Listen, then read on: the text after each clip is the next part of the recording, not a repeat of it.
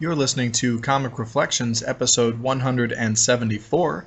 I'm your host, Nicholas Prom. And I'm Jeff Barnhart, a ring-a-ding redhead with a far-out fright rig. Comic Reflections is brought to you by Rhymes with Geek. You can find our show, plus many other cool podcasts like The All New Anti-Fanboy, Ultimate Facepalm, and Super Podcasto Magnifico at rhymeswithgeek.com. Comic Reflections is also available on backissueheroes.com, the home of classic comics on the web.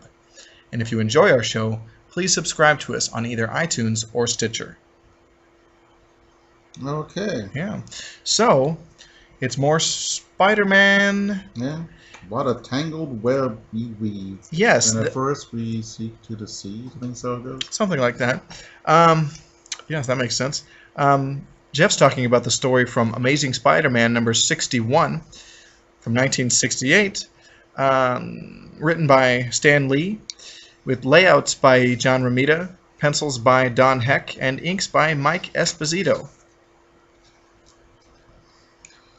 Okay. We're continuing on. Captain Stacy is controlled by the Kingpin. Yep. It's kind of like the Manchurian Candidate, which is a fantastic movie. Yes.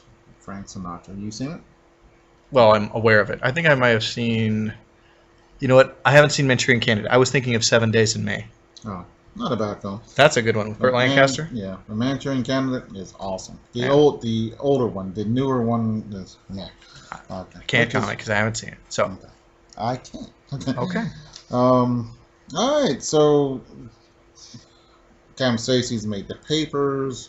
Gwen's looking at it. She tries to hide it from Captain Stacy. He looks at us. Oh, we got to go on the lam. So they try to escape.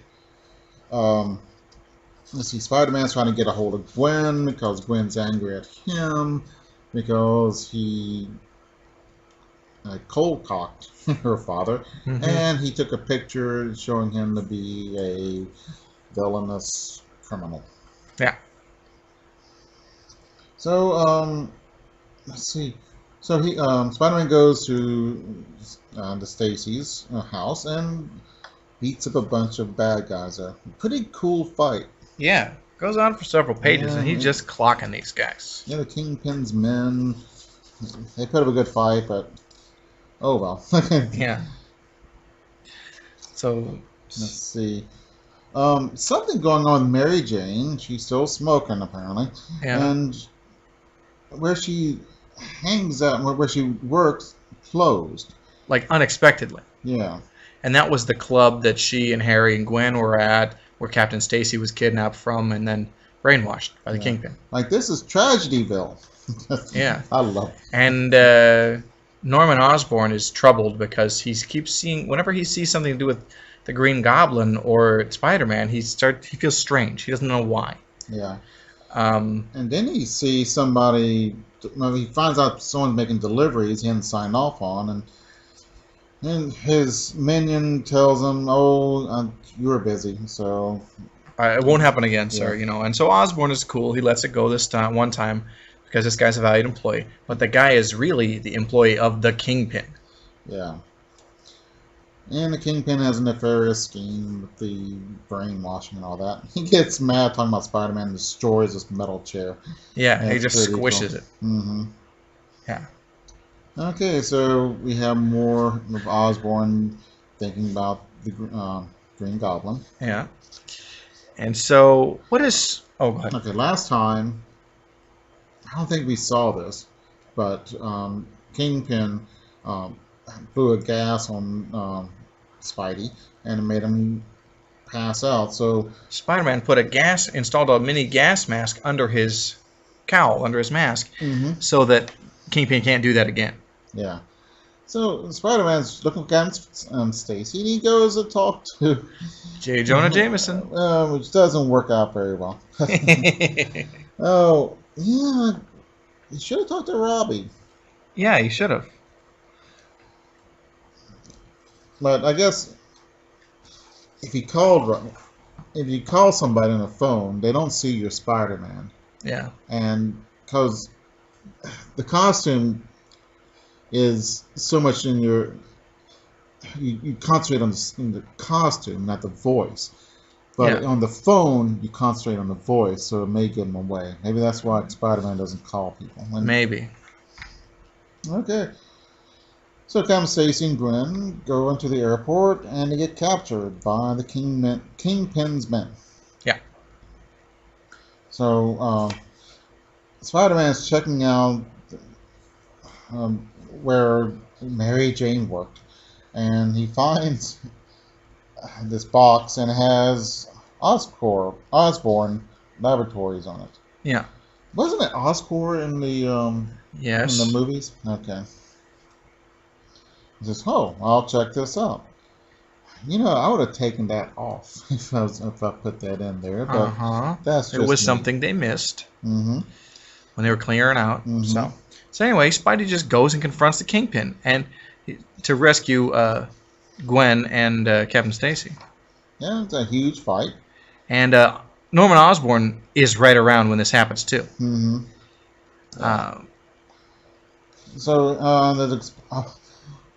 For some reason, there's a vat of boiling metal. Of course, you got to have boiling vats of something in places. Yeah. So Spider-Man saves him from that, and that's about it. Yeah, Norman Osborn continues to be worried. Yeah, it's pretty cool. Yeah. Oh wow! Look at this. There's a nice ad for Worlds Unknown. A Gun for Dinosaur, which is based on the story by L. Sprague de Camp. Yeah, I've read the story. And it's really good. Yeah, it's so funny how many stories there are about going back in time and going on safari for dinosaurs, because what was it? Ray Bradbury had an earlier story, or The Sound of Thunder or something like that. Yeah. So again, this is a house ad in a 1970s Marvel comic. I'm referencing this as Amazing Spider-Man number 61, but it's an issue of Marvel Tales reprinting that issue. Yeah, I think dinosaurs are the most interesting things on Earth. Yeah. I don't think there's any phenomenon as interesting as dinosaurs. Well, what about women's? They're pretty interesting too. But I can walk out my door and see women, or stay inside and see women, but I cannot see a live dinosaur. So. Okay. Fair enough. So the next issue we've got to talk about is Amazing Spider-Man number 62. The story is called Make Way for Medusa, written by Stan Lee, with layouts by John Romita, pencils by Don Heck, and inks by Mike Esposito. So Medusa of the Inhumans is coming around to New York. She wants to see if the human world is ready for the Inhumans to come out of hiding or whatever. Would you have sent Medusa for this? Although I guess who would you send? Karnak or Gorgon or Black Bolt? No, Medusa's the likely choice. Yeah, Black Bolt would be the last one. Yeah. I mean, if he and Medusa went together, it'd be one thing because she kind of can read his signals and kind of interpret for him, but he can't speak. Yeah. Or he can, but his voice is so destructive. Anyway. All right. So Spider-Man and Medusa meet, and they kind of fight, but then they say, "Oh, we're okay," and Medusa goes along. So she wants to meet people, see what they say about her. Okay. And this guy who is the head of a heavenly hairspray. Yeah. He sees her and it's like, I've got to have her to be the spokesmodel for us. We'll be millionaires. What a great plan. But wait. So she talks. She comes down into a crowd, and everybody starts running, and people about to be hurt. So she saves a kid, and then everybody realizes she's all right. Yeah. Yeah, it's sort of. That's not the way I would go about, But she is not of this world, so to speak. So, what she deems appropriate is not. But if I met a strange dog, I would go. Slowly up to him and all this. I wouldn't jump into a dog pen. Because that's what you know. But Medusa comes from another world, the hidden land where the Inhumans have sequestered themselves for such a long time, totally living in a vacuum. They have different customs and what's normal. So yeah, I don't know. I thought those were kind of universal, but nope. Okay. So All right. I think that's one of the things that makes the Inhumans interesting. So, Mm-hmm. and they're going to have a moving picture show in just a few years. Well, that'll be interesting. Yeah. All right. Captain Stacy's beat up. Gwen is still mad at Peter, and that's it. So, okay. All right. So, Medusa comes to the Heavenly Hairspray Company, and so she figures that by doing this, she'll figure out people better and spread the word, maybe. Yeah. Yeah, she's really imperious, and the president is a scumbag. It's really kind of cool. Yeah. Okay. J. Jonah Jameson's talking to Osborne, the father. They're at they have a not gentleman's club, but you know what I mean, a men's club that they're both members Originally, what a gentleman's club is. Now a gentleman's club is a strip club. Yeah. So they get into an argument because Osborn's not feeling good because he's thinking about the Green Goblin. Right. So, okay, so they're taking pictures of Medusa, and she's mad. She's just getting bored. Mm-hmm. And she's like, nah, I'm going to bail now. Yeah. And she kind of trashes the place as she goes, and so the Hairspray folks, they aren't just going to let it go. Yeah. The president sees Spider-Man and says, help, Spider-Man. Look, Medusa trashed this place. She's going to destroy the city. So Spider-Man goes after her. And that starts a big fight. Yeah. What the president wants is to take pictures of it, and it's going to be super great publicity. Yeah. There's a flaw in that plan. Yeah, big one. You want to sell a product, but you're basically setting up your spokesmodel to be accused of supervillainy. Yeah. Dumb. But these kinds of misunderstandings or lies are a trope we see again and again used to pit super beings who don't know each other, who wouldn't normally fight, against each other. Right. Yeah, that's a cool fight. I think Medusa's beat Spider-Man. It looks like she's to me. Pretty powerful. Although, is Spider-Man pulling his punches? Because she's a chick? Yeah. Maybe. Mm-hmm. Because Spidey doesn't really want to hurt somebody either. Yeah. You know? I mean, even if they're a bad guy, he doesn't want to, cripple them. So, yeah, I would imagine that Spidey pulls his punches a lot of the time. Yeah, true. And he can't really punch a regular person. No. And he's in fact, Superman that way. Well, yeah, I mean, he's not as strong as Superman, but here's an example I'm going to give you. In a recent storyline, happened last year, Doc Ock took over Spider-Man's body, dying Doc Ock, okay? And he went about just being Spider-Man. Well, he got in a fight with the Scorpion, and he didn't pull his punch, and he punched his jaw off. Huh. So, yeah. Yeah. But, all right. They figure out what's going on. That the guy messed around with it. Yeah. Spider-Man. And so, let's see, then they found out that Heavenly Hairspray campaign failed. Miserably. Yeah. That Medusa was wild, uncontrollable, which is not what you want with hairspray. I do not like hairspray. I don't use it, but, you know. I don't like it on girls either. I don't like that puffy look in the 60s. And I always thought it looked bad. So. Yeah. Oh, well. But, so the president is fired. Petey's so sad. Mary Jane wants... Why, man, for a sad sack like him, he's got these two girls fighting him. Although now Gwen is not wanting to see him. Mary Jane at this point is just a friend. She's not really fighting over Peter. She's just kind of a big flirt. Yeah, but she likes him. Yeah, they are friends. Yeah. So. All right. No, so then, good. It was good. I enjoyed it immensely. Yay! So, I like all these Spider-Mans. I haven't read a bad one yet. At least not in this. I'm sure there are bad Spider-Mans, but... Yeah. So the next one we have is Amazing Spider-Man number 63, and the story is called Wings in the Night, written by Stan Lee, with layouts by John Romita, pencils by Don Heck, and inks by Mike Esposito. And this is the return of the original Vulture. And he's returned to stick it to his protege, Blackie Drago.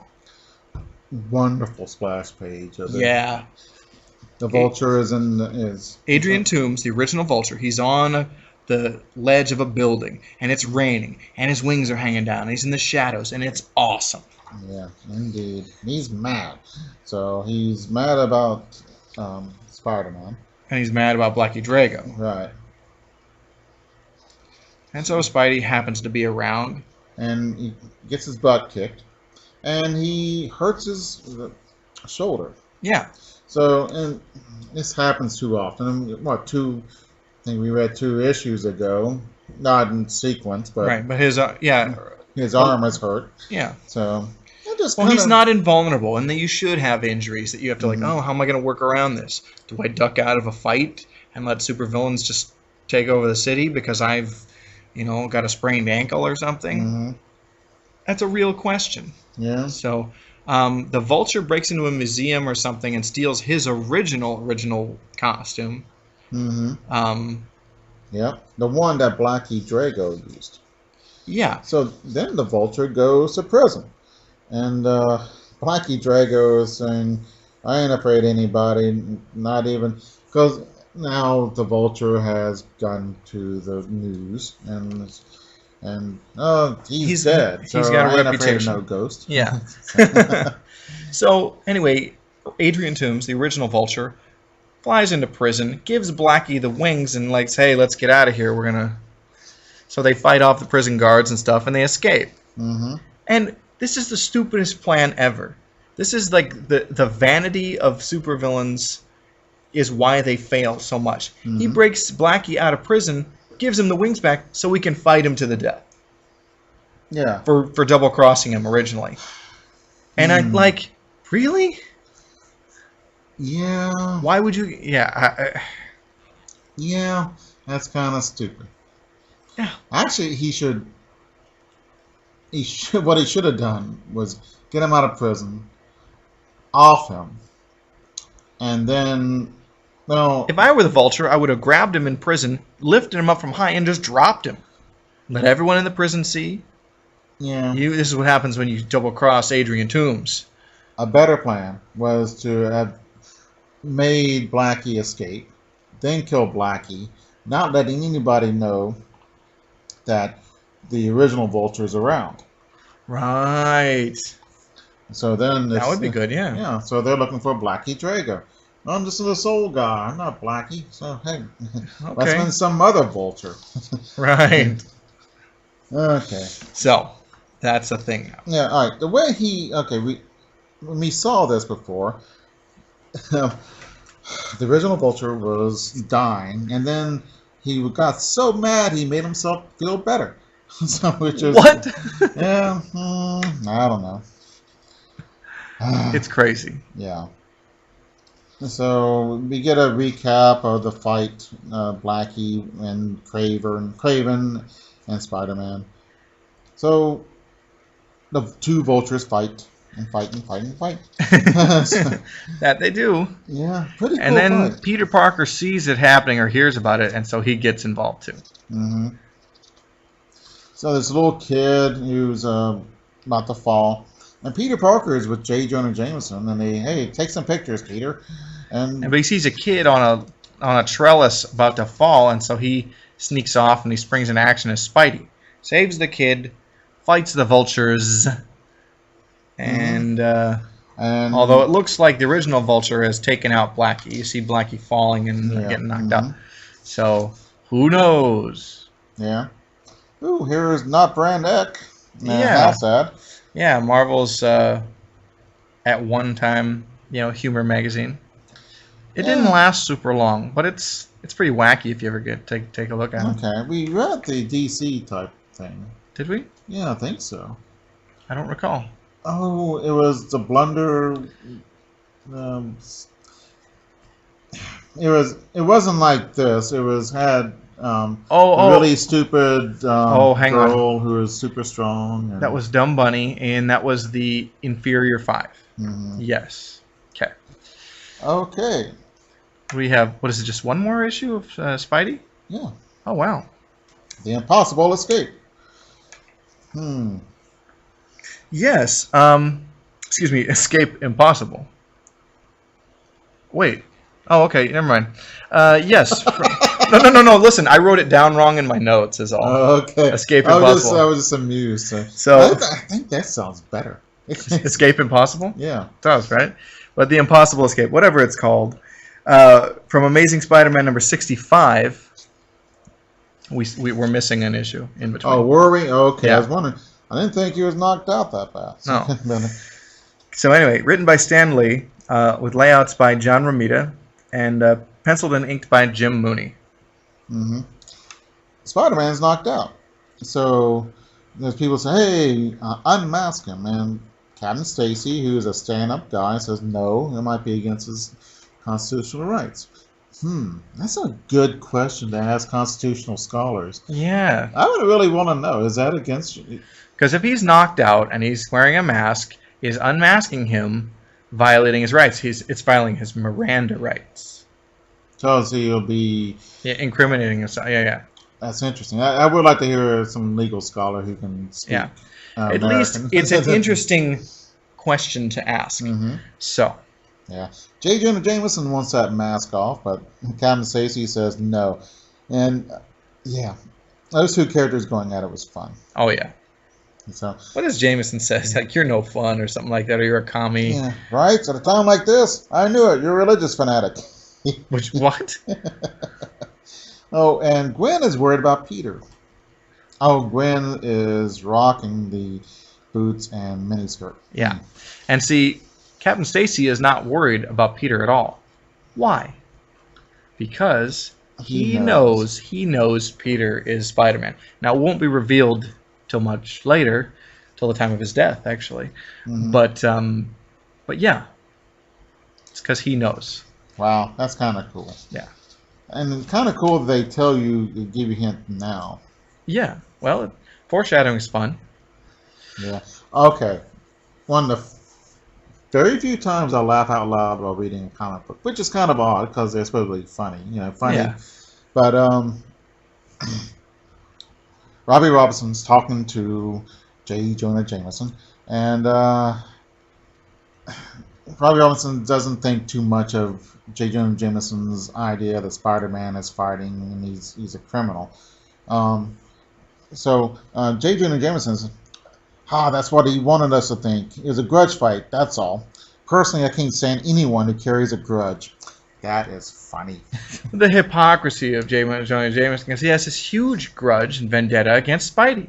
For no good reason. Yeah. I mean, he started off as, I don't like people wearing masks or something like that. It wasn't Spider-Man, Yeah. did something, dented his car or something. Yeah. So Spider-Man wakes up in jail, which is kind of Yeah. cool. Right? It's a pretty neat idea. Yeah. Luckily for him, there's a prison break. No. What are the odds? All right, so they got Captain Stacy, and Peter likes Captain Stacy, so he can't really do much because Captain Stacy will be killed. Yeah. So Spider-Man comes out and pretends to go along with the prison break, and he's got to figure out a way because the guy's got his armor on. He's going to break Captain Stacy's neck. Mm-hmm. And so the criminals don't believe in him, but then some of them Spider-Man sent to the hokey. Right. So he fights them a little bit, and then they figure out, Spider-Man's on our side. Cool. So Spider-Man gets his plan to separate them out. It's pretty. Yeah, he's going to use, in the dark to kind of, slowly pick them off one by one, and then free Captain Stacy and blah, blah. Mm-hmm. So. I do not like Mary Jane's new hairdo. It really looks like somebody's mother. Yeah, and mercifully, that hairstyle doesn't last. Good. Yeah, Okay. but I agree with you. Osborn is having trouble thinking about Green Goblin again. Yeah. And let's see. And that'll be happening for a while. Yeah. Okay. Spider-Man goes in and tells the cops what's going on, and he turns off the. He spends his time. He's going to cut off the lights, but then first he calls Aunt May, who's worried, and then she gets more worried. Yeah, he's like, man, that was dumb. I shouldn't have called at all. Yeah. Oh man, let's see. So yeah, the lights go out, and he starts knocking heads together. Yeah. Which is my favorite wrestling move, is knocking people's heads together. I don't know why. I think that's cool. I don't know. Or not. I like when the Stooges would do that, and you hear that bonk. You know that sound. Yeah, man. It's disappointing when you don't hear when people's heads do get knocked together. You don't hear that sound. Yeah. Same thing with real martial arts. Don't sound anything like. Yeah, like it sounds like you're like. There's this sound. You know, it's like the sound of a whip crack or something that you always hear, like bam, bam, bam, when you watch those old kung fu movies. It's weird. Oh, they're loads of fun though. Oh yeah, they are.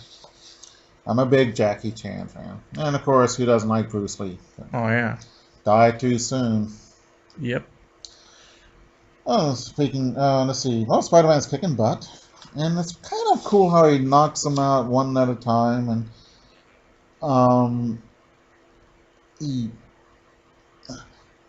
but the last guy is suspicious, and he's about to kill Captain Stacy. So Spider-Man throws his web into his eyes.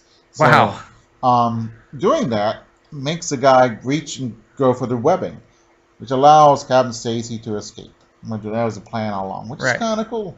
Yeah. So rather than stick around to talk to the cops, Spidey splits and allows Captain Stacy to vouch for him. Right. And it's pretty cool. Yeah. Yeah. And next time it's Mysterio. So. Yeah. Wow. Okay. That's very cool. Loves me some Spidey. Well, we'll see you in the funny pages.